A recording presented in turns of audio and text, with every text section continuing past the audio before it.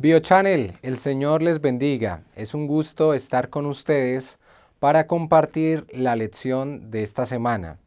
Gracias a todos los que nos han estado contando sus testimonios de servicio, de bondad. Es realmente inspirador y enriquecedor ver cómo otras personas se movilizan creativamente para tratar de ser una bendición en la vida de quienes nos rodean. Muchas gracias.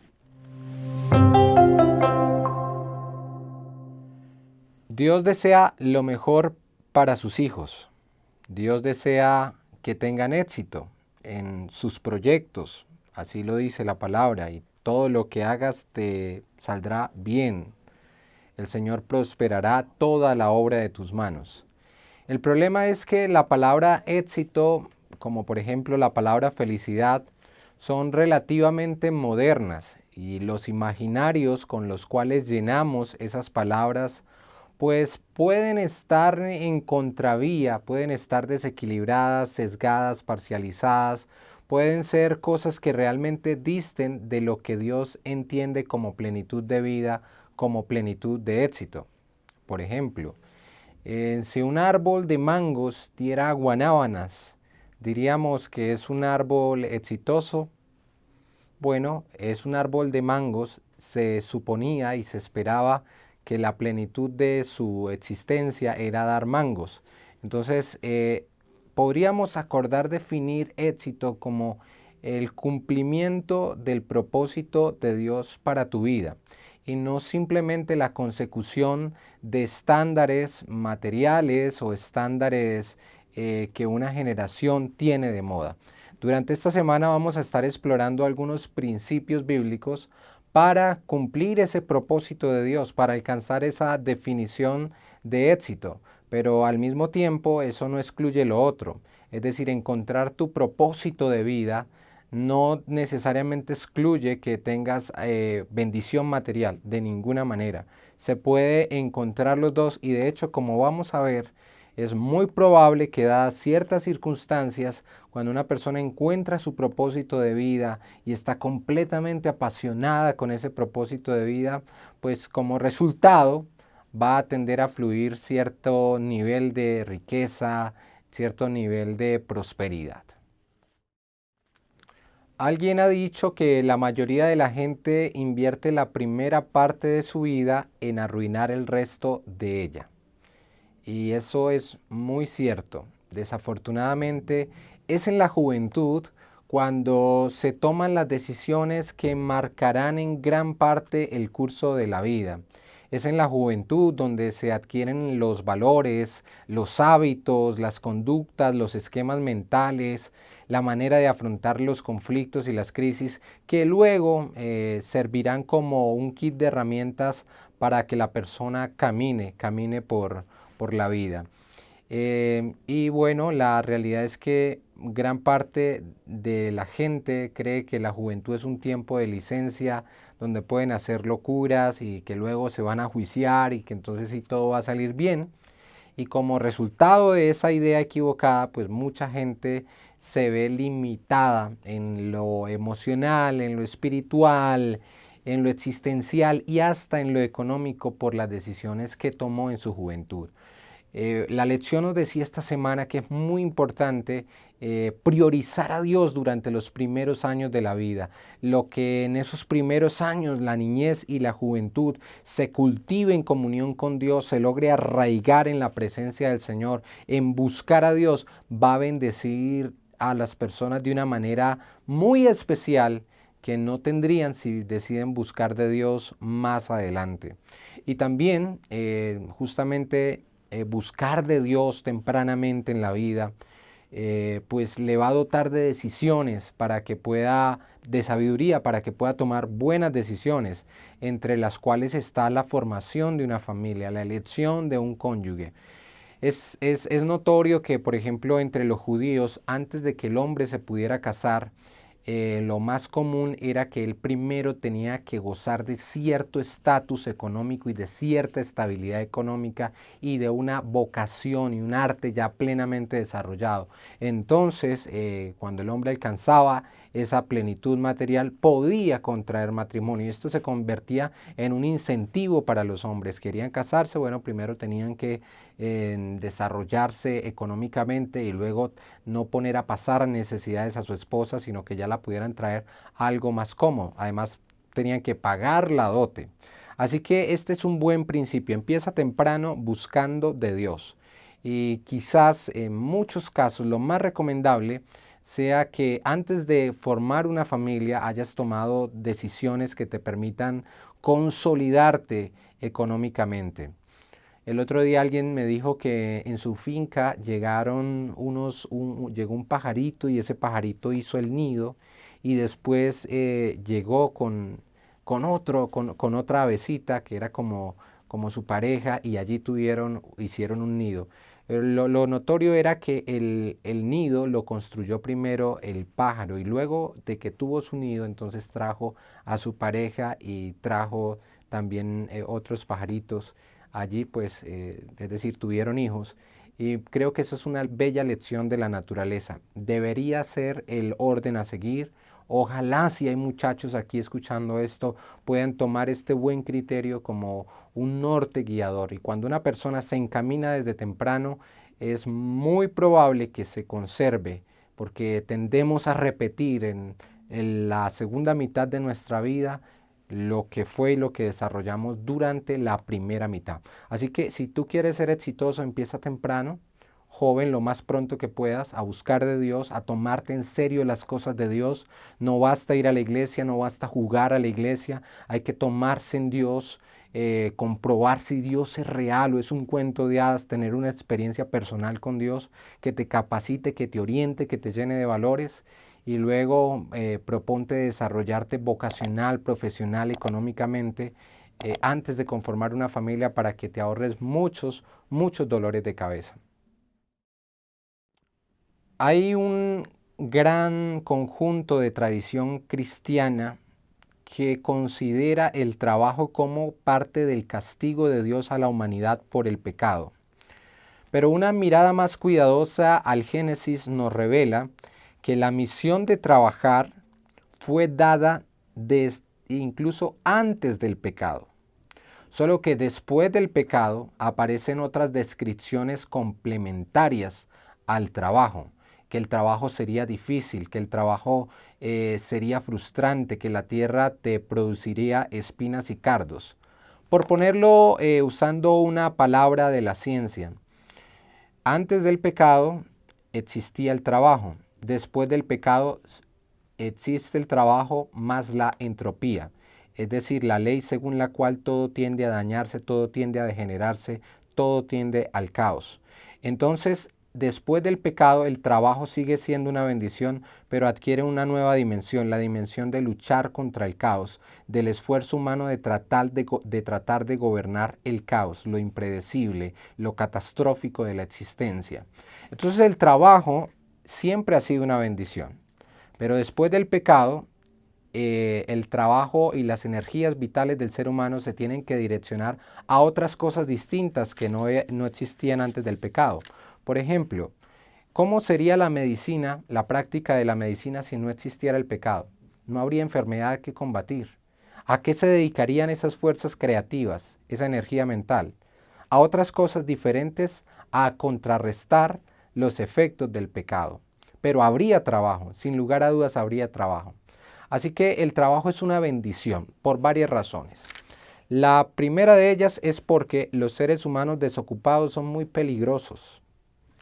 Y basta con comprobar los días en los que ocurre el mayor índice de homicidio, el mayor índice de rencillas, de peleas callejeras, de problemas. ¿Saben cuáles días son? Son los días feriados, los días festivos. En Colombia, por ejemplo, el día con mayor tasa de homicidios es el Día de las Madres. ¿Por qué? Porque los seres humanos desocupados en su gran mayoría se vuelven peligrosos, se vuelven un problema. Esa es su naturaleza, necesita ocuparse en algo. Y muchos pensadores y economistas pues han trabajado esta idea bastante bien, explicando cómo han habido naciones que alcanzaron picos de prosperidad al punto que podían sostener a gran parte de su población sin necesidad de que ellos laboraran, pero sus gobernantes sabiamente dejaron que esa población trabajara porque eran conscientes de esta realidad. Los seres humanos generalmente desocupados se vuelven peligrosos. Entonces el trabajo es una bendición. Pudiéramos decir que es una forma de mantener cierto grado de estabilidad social también. Otra razón por la cual el trabajo es una bendición, además de mantenerte ocupado, es porque te permite desarrollar tus capacidades, perfeccionar tus capacidades. Y los grandes hombres de la humanidad, por mencionar a Beethoven dentro de la música, decían: no solo practiques tu arte, fuérzalo hacia la perfección, porque en ella el hombre encuentra lo divino. Es decir, la verdadera espiritualidad tiene que ver con el trabajo material, tiene que ver con desarrollar tu arte, tu saber, tu ciencia, tu disciplina a la mayor perfección posible para sentirte pleno. La felicidad es eso, es sentir que estás siendo pleno, que estás usando y dando lo mejor de ti, desarrollándote al máximo. Esa es la felicidad. Y el infierno vendría a ser que el día que tú mueres, la persona que pudiste ser se encuentra con la que terminaste siendo. Entonces, el trabajo es una bendición porque te permite desarrollar tu potencial, y en ese desarrollo de tu potencial, en esa liberación de posibilidades que están en tus genes, pues hay felicidad, hay gratificación, hay contentamiento. Otra razón por la cual el trabajo es una bendición y no una maldición es porque el trabajo te permite ayudar a los demás. Cuando una persona, como decía Adam Smith, por ejemplo, el carnicero o el panadero, hacen sus funciones de trabajar, terminan aportando al bien común, terminan ayudando a los demás, porque su trabajo lo pueden hacer para sostenerse, lo pueden hacer para ocuparse, pero su trabajo termina teniendo un beneficio para los demás. El trabajo es una bendición. Hace unos años conocí un concepto que me asombró: terapia ocupacional. Terapia ocupacional. Bueno, la idea es que hay personas que ya tienen mucha prosperidad económica y ellos no trabajan porque necesiten trabajar. Ellos trabajan porque les gusta su trabajo, porque les apasiona su trabajo, porque tienen metas, porque tienen ambición, porque tienen sueños por conseguir, y también trabajan porque no tener una agenda con la cual llenar tu día te hace miserable, te hace odiarte a ti mismo al final del día.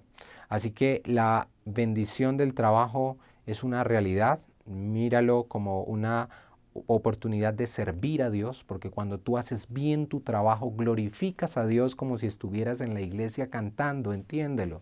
Dios es glorificado dentro y fuera del templo cuando tú haces bien, cualquiera sea la vocación en la que te ocupes. Martin Luther King decía: si te tocó en suerte barrer calles, barre calles tan bien como Beethoven compuso música, como Shakespeare escribió poesía, como Miguel Ángel pintó cuadros. Si te tocó barrer calles, barre las calles también, que los ángeles tengan que detenerse y decir: aquí hay alguien que hace bien su trabajo. Esa excelencia en tu vocación glorifica a Dios. Y claro, el autor de la lección colocaba entre paréntesis idealmente, porque muchas formas de trabajo se han convertido en degradantes de la dignidad humana y de las posibilidades humanas, los ejercicios mecánicos, repetitivos. Pero tú puedes hacer de tu trabajo, y te invito a innovar, a crear, a inventar, a ponerle amor. Tú puedes decir, como en Colombia, que casi el 80% de la estadística nos dice que la gente no gusta de su trabajo, va porque tiene miedo a no tener con qué pagar el arriendo, con qué mercar. Pero tú puedes decir: no, yo voy a amar mi trabajo, yo voy a hacer bien y voy a encontrar formas creativas de combinar lo que me gusta con lo que estoy haciendo. Y han habido innumerables historias, muchísimas, de personas que se pusieron a pensar cómo, teniendo un trabajo que quizás no les gustaba, pero teniendo una vocación que sí o otra cosa que sí les gustaba, pensando en cómo podían combinar ambas cosas, salieron con algo muy creativo, con un emprendimiento, con una empresa, con un proyecto, con una idea muy creativa que terminó siendo de bendición. Sí, el trabajo es una bendición. Decíamos que el trabajo es una bendición, pero para que esto pueda ser verdad también se necesita otro ingrediente y es el ingrediente de la integridad. Y la integridad no consiste solamente en no robar. La integridad incluye muchísimas otras cosas más. Por ejemplo, te mantienes íntegro, o sea, hay integridad cuando buscas desarrollarte, cuando buscas mejorar, cuando buscas aprender, cuando buscas cómo lo están resolviendo en otros lugares, qué puedes aplicar acá, qué otra forma habría de hacer las cosas a como usualmente se hacen. Estos son los procedimientos más eficientes, son los procedimientos más eficaces. Cuando tú te propones hacer tu trabajo con integridad, glorificas a Dios. Y esa integridad, vuelvo y repito, va más allá de no robar simplemente cosas de tu trabajo, no, es muchísimo más. Es hacerlo con excelencia que si algún día en esa empresa están pidiendo que trabajen el sábado y tú vas y dices, no, es que yo soy adventista, yo soy creyente, en Éxodo 20 la ley de Dios dice que hay que guardar el sábado. Esa empresa diga, wow, este hombre es demasiado valioso, no lo podemos dejar ir, esta mujer es demasiado valiosa, vamos a buscarle otra manera de resolver esto, porque esta persona vale, esta persona es íntegra, su trabajo es una bendición para nosotros, su trabajo es muy valioso y es muy importante y no lo podemos dejar ir. Y hay jefes a veces difíciles que no entienden, hay personas, hay empresas que no tienen cultura para esto, pero Dios prometió honrar la fidelidad de sus hijos. Y no tengas miedo a ser íntegro, no tengas miedo a ser fiel. No te preguntes qué va a pasar si, no, mantén tu integridad, mantente haciendo las cosas correctas, mantente haciendo las cosas bien, que el Señor a su tiempo sabrá recompensar ese esfuerzo de fidelidad. La Biblia no es un manual para cómo prosperar en esta tierra. El Evangelio no es una fórmula de desarrollo personal ni de crecimiento material. Es en esencia algo distinto. Es el plan de Dios, es la persona de Jesucristo revelándosenos en la cruz del Calvario para traer salvación.